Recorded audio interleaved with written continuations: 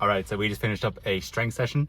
So what I usually focus on when strength sessions is try to make them as hard as possible so that when it comes to actually running, then the running seems a bit easier because your legs are more attuned to going through a bit of pain, and obviously strengthening them will protect your joints and make you have stronger tendons, leads to less injuries. You're running long distances, what you should be doing is that you should be aiming for a higher rep range, because squatting 150 kilos for 6 reps isn't really relevant to the fact that if you're running long distances, what you're putting your muscles through is repetitive strain. So you want to be aiming for between 12 to 15 reps for a lower weight. I will admit, however, that I like to change up every now and then. I do incorporate strength sessions where I just kind of go for 1 rep maxes rather than just doing 12 to 15 reps of just really boring light weight. That's strength session done, so now we're going to go off and get some food.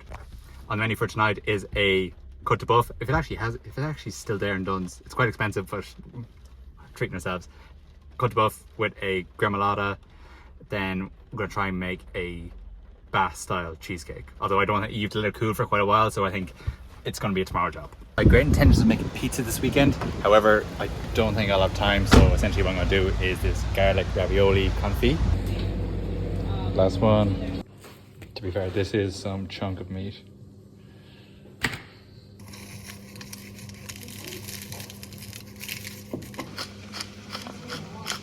It's a huge debate apparently among chefs that whether you're meant to put your pepper on before or after you're seasoning your steak, because they think it gives like a burnt taste. However, I think like even the lads in Fallow, the really famous restaurant in London nowadays, they would agree that they've cooked hundreds of thousands of steaks and they don't find a difference between putting it on before or putting it on after. It doesn't give that burnt or acrid kind of taste. I'd agree. Okay, we're gonna let this sit out for a little bit, just so that the salt can draw out some of the moisture. So essentially then, when we cook it, we'll get a really nice crust. So this is how heavily seasoned it is currently on both sides and including the fat cap. Meantime, we'll make the gremolata, which is essentially kind of like a little bit of a herby sauce that kind of cuts through like the fattiness and the richness of the steak. I'll put the actual recipe for the gremolata that I have on screen here now. You can see there that has like parsley, dill, mint in it also. I don't think the mint will go that well with steak, but nonetheless, that was in a pretty sure roast chicken recipe. It's from Mob. So what I'm gonna do here, I always replace parsley with coriander. I think it just has way more flavor. I'm gonna do some coriander. You always have anchovies. We didn't have any capers in the shop, unfortunately. Olive oil, lemon, salt and pepper. If you're ever cooking with herbs and you want an easy way, instead of chopping this up as it is, what you do is that you take it and you roll it up like a cigar. As such, to read tight, kind of not like this. And then you just cut it through it.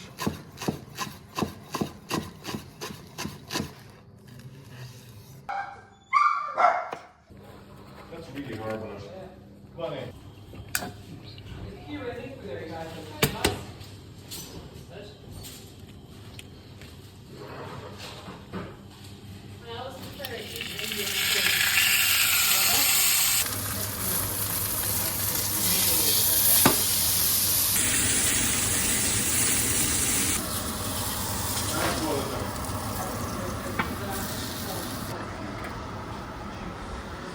I had to come to the sitting room, it's so loud in the kitchen.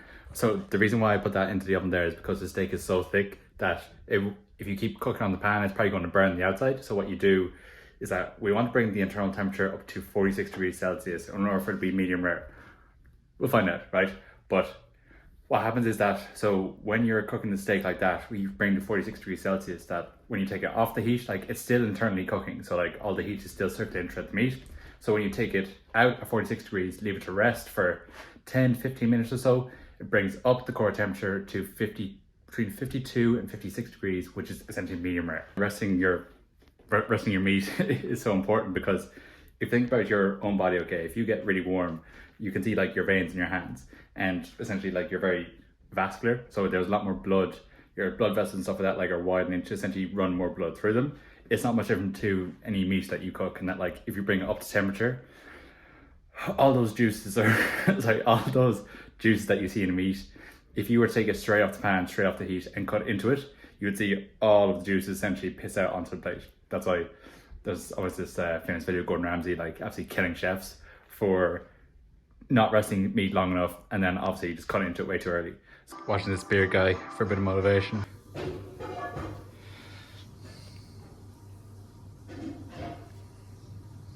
have Shit.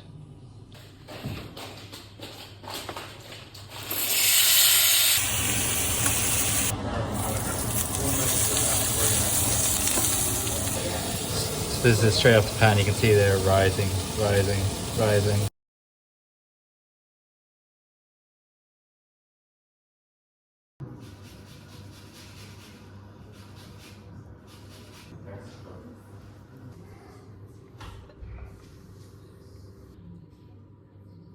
Absolutely zero denying the fact that I completely overcooked this.